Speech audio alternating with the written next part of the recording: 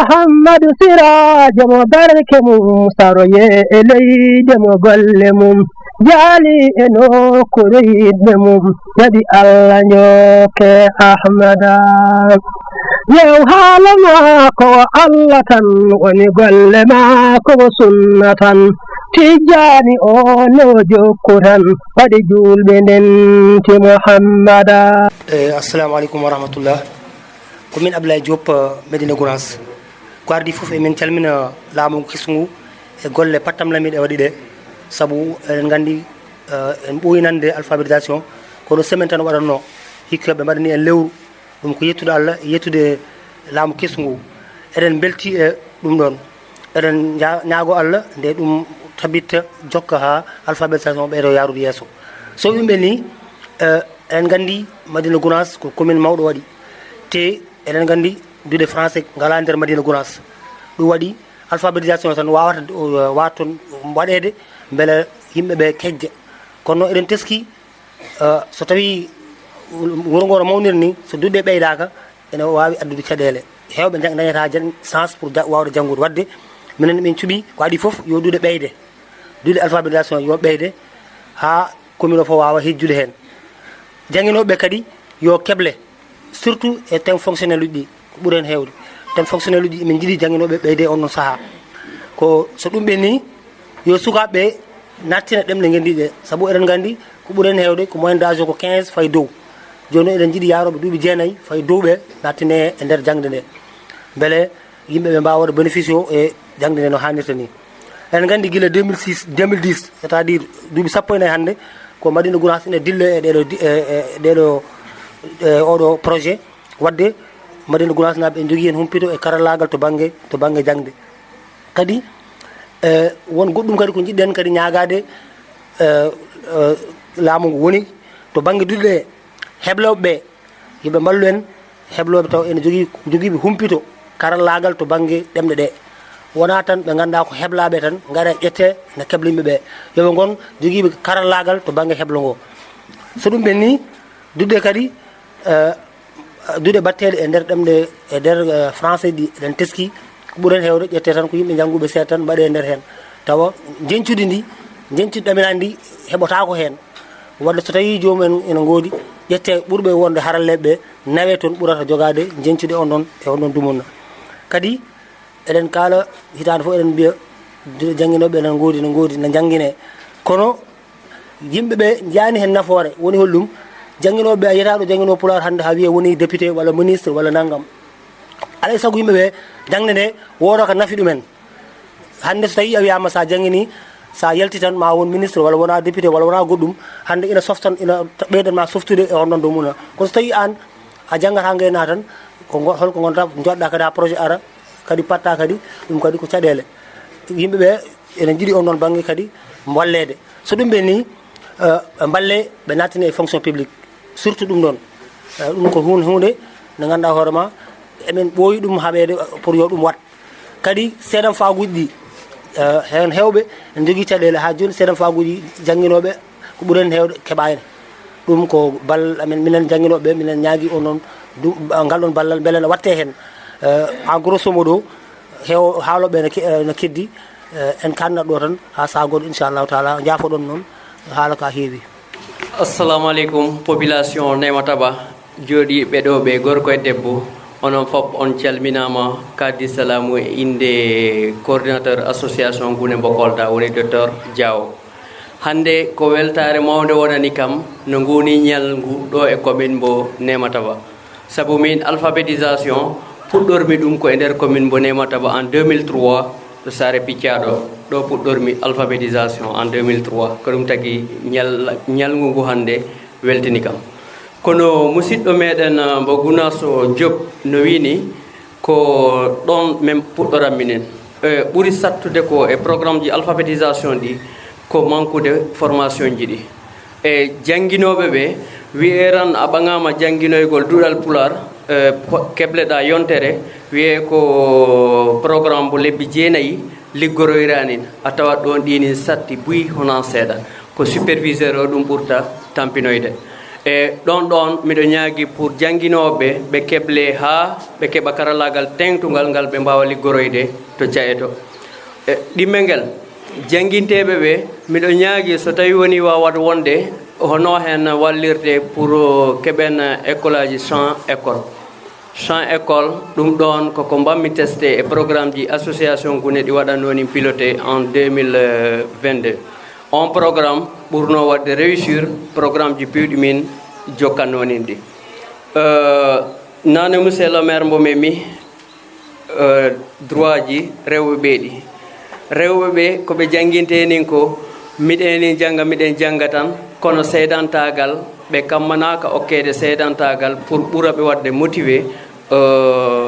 keddiɓe keɓano pellirara noon aya janguinowo janguina ɗo fodde lebbi 9 programme gasa woɓɓe ɓe mbaynodirta bon ɓe janguinta ɓe joom moranmo o bagage muɗum yara noon ɗon kala miɗo ñaagui ɗum kona ɗum ko tonel o maire ji ɗi wayino ko maire goro wonani ɓe ɗo on maire nantanin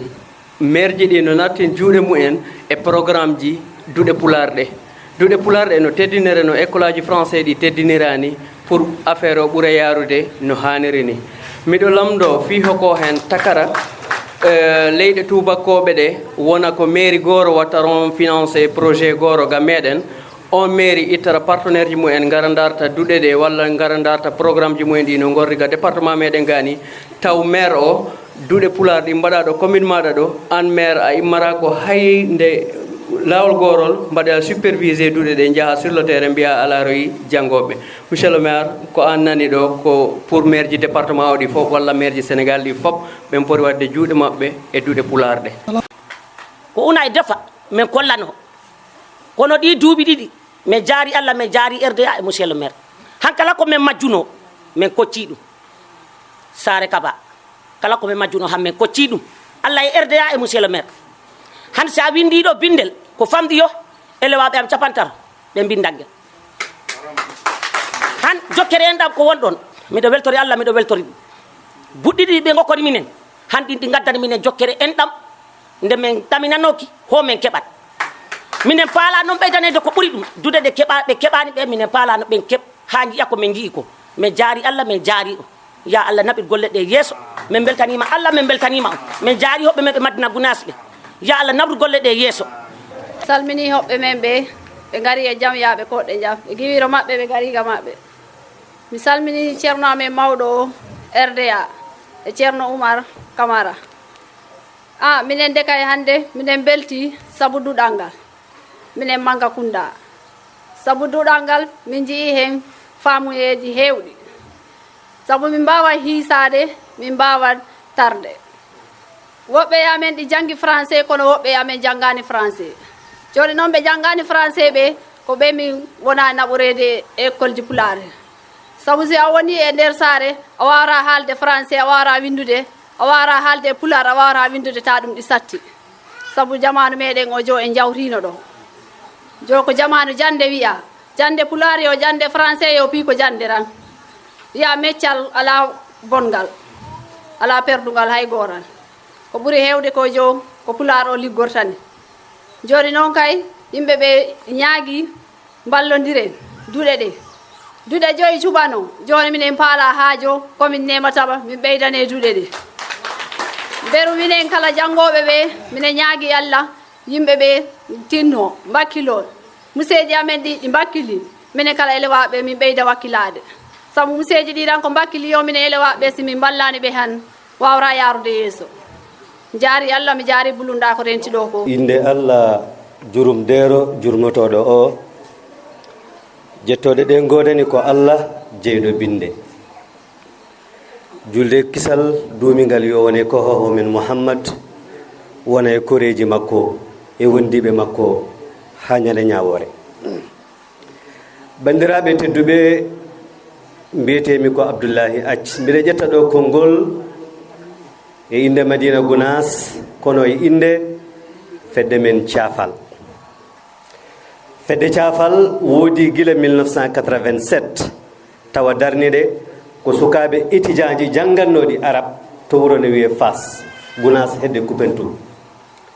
dumunna seeɗa ɓe mbaɗatno ko yaltinde jayindeji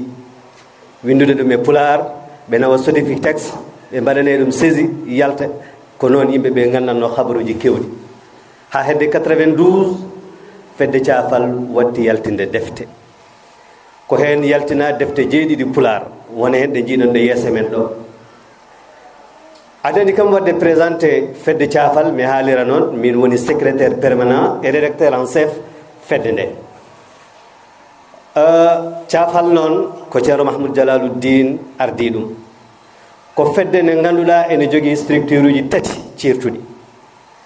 ene jogii ko wiyete fannu jangde e ndeer caafal jangde alphabétisation e langue pular ene jogii 45 duɗal gongal hakkunde ɓunndu ferlo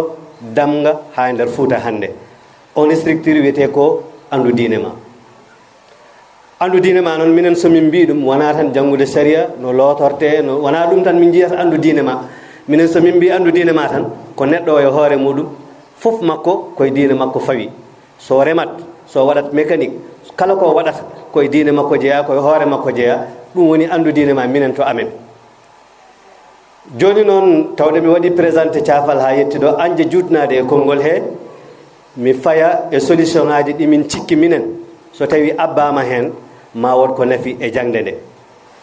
ine jeeya hen toppitanade en dañen lowdi ko jangate bandiraɓe sa woni pullo a tawi e ɗemgal ma aɗa wawi jangude hen mécanique windama defte mum nanɗo sa jangi ma waw mécanique motoji nanɗo ma jangu ceero e ɗemgal ma aɗa wawi jangude hen ganda taaridi holno leggal wurnirte holko leggal nafata ganda ɗum ma jangu ɗemgal ma ɗum nafma e nder ɗemgal ma janga hen diine ma no juulirta no korirta e nder ɗemgal ma janga hen kala fannu mecce ngel ganduɗa aɗa foti ɗum wawde ha nafta diwan ma plomberie maçonnerie e ko way noon ndin lowdi so dañama emin ɗaminima fulɓe ɓe mbattu hakkillaji mumen ƴeewa holno kucciri e jangude ɗemgal ngal betel naftoro ɗum sabu eɗen tawi e nder meɗen ɓe ganduɗa caggal duuɓi 15 fayi dow ko adi ko keɓano hay sifa goto alphabétisation mbawno ɗumen wadde permettre ha wooda ko nafti to banggue hakkillaji mumen mbawa finande e famande holko sabato min mi huccana jangude ɗemgalam ɗum ko hen sifa goto ɗin lowdiji noon minen kam min dartaki min pokkiti hen sabu mi wiyone min jogui hen defte jeeɗiɗi hande bindade e pular heddi kone woodi fannuji ɗi ganduɗa min ngala toon expérience ko wayno ko kalmi ko mécanique en ɗum ɗo en jogiiɓe expérience e on fannuɓe yoɓe bindu e ɗemgal ngal ɓe gadda yimɓe jangga so yiyama tan ma huccane gueɗal ɗimmal ngal ballon en ha jangde pular nde natta fawade tan e volontariat ceerno wona golle neɗɗo poɗɗo wurnude ɓesgu mum yo daro kala ko wawi wonde taw ko volontaire tan o woni hen gonga wata en daro eɗen paada ha moyeji gara kono ballane en ɗum daro ha volontariat o itte mi haalni on madina hedde 2007 enen joguino 80 classe hande arti ha 11 saabu 80 classe sa ƴeewi ɗum jangguinoɓe ɓen ne poti wallede holno joɓira kono ɗum tawde feere mum ala ko volontariat tan wonno joni arti ha e 11 capanɗe nayyi e joyi duɗal noon ne heddi ɗum koye no mbimi ni e diwanuji he ha joni kadi ko volontariat gollorte ɗum so en dañi moyeji no ɓen ballira ha ɓe paama wonde so tawi ɓe jangguini janggo e jaam jomum ne wawi naftude hoore mum ne wawi naftude galle mum ma jomum en daro e janguingol ngol toɓɓere tataɓere ne jinmi wattinorade ballen dariɓe ɓe paadani ha ballal ara ha moyeji gara ɓe puuse beele ɓe jawa saabu kamɓe ɓe pokkiti ɓe dartaki mboɗo faami so état wi ene waɗa jangde hande alphabétisation e nder école aji men public goɗɗi ɗi eɓe jiiɗi ɗum wadde kono wawa wadde réussir tawa koye o sifa gonaɗo puisque ɗum ne namdi équité ene namdi fodde 6 langue mbaɗaɗo codifié o kamɓe foof ɓe mbaɗe hen lawol gotol ɗum weeɓani e école goto pour daña ɗum foof weeɓani wadde yoɓe mbaɗ e nder école aji he classe uji secondaire uji ɗi ganduɗa ɗiɗo jangguinta ko langue national uji ɗi tawa ɗiɗo ene ardi ɗum expert uji ganduɗi holno jangguinirte pular so ɗum waɗi ɓen dokke moyeji mbawa toppitade ɗum tawa on structure wonata tan hay sinno ko gouvernemental kono wona sous direction de autre chose directeur de l'alphabétisation enen gandi no woodi e subaka he tan mbiɗa lira holko woni lettre de mission ji mabɓe mi faami hen gueɗe kewɗe koɓe jiiɗi wadde haɗi ɗum wawde gasde ko fodde langaji jeegom sa wiyama ya wat ɗum codifié e nokkor ɗum hay français heɓotako hay ɓen il fallait que ɓe mbara salinoɓe français goɗɗo o janggueɓe ɓe mbara hen hewɓe ha yimɓe jabti watta langa goto nde wawi jangguede puisque école wawa ɗum wawa wadde satisfaire besoin on ɗon foof haɗa pour tan salade juutnade waɗi jinmi raɓɓiɗinade oɗo sete e oɗo sifa wiide yimɓeɓe mballa en ɗiɗo ɗe gueɗe tati so dañama tan ina haasi jangde nde yimɓe kuccana ɗum so yimɓe kuccani jangde nde noon ma jiitu wonde ko mawɗo o haali ko saabu kanko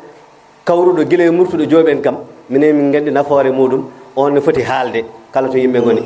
Allah walli min ko kanko jangguini min pular hay sinno on saaha emin jaare duuɓi sappo e tati sappo e nayyi o arano wiya force ko mamin jangga emin jangga qur'ana min guila 2000 mbiɗa woni e alphabétisation mo ganduɗa ko yerlitare ɓolɗe wonno hen ɗum guila 2000 mboɗo jangguina 2000 on saaha nde janggueteno jimɗi tan e culture e gueɗe mbaɗe noon hande o nemataba so tawi windama tarikh muɗum mawɓe men wurnoɓe ɗo ɓe holno gurduno hol wonɓe kamɓe sukaɓe wurɓe ɓe fof gandine ɗum so ɓooyi couche social on ɗon ɓen ɓe kaɓata ɓen ɓe lurdata saabu goto fof ene andi hoore mum ne andi culture mum ne andi ko jiide goɗɗo o ne andi holko wadduno jinnaɗo mum e jinnaɗo goɗɗo o ɗum noon ko windete defte adde yimɓe jangga yimɓe ganda koye mumen so gandi mbawa gollodirde e ɓesguji ɗi mbawa jokkude bandiraɓe jaafoɗon mi wasa junnade اللهم صل على سيدنا محمد وسلم محمد سراج مبارك سروي إلي دم قلم جالي إنو كريد مم يدي الله نيوك أحمد يو حالما كو الله تن ونقل ما كو سنة تجاني أولو جوكرا ودي جول بنت محمد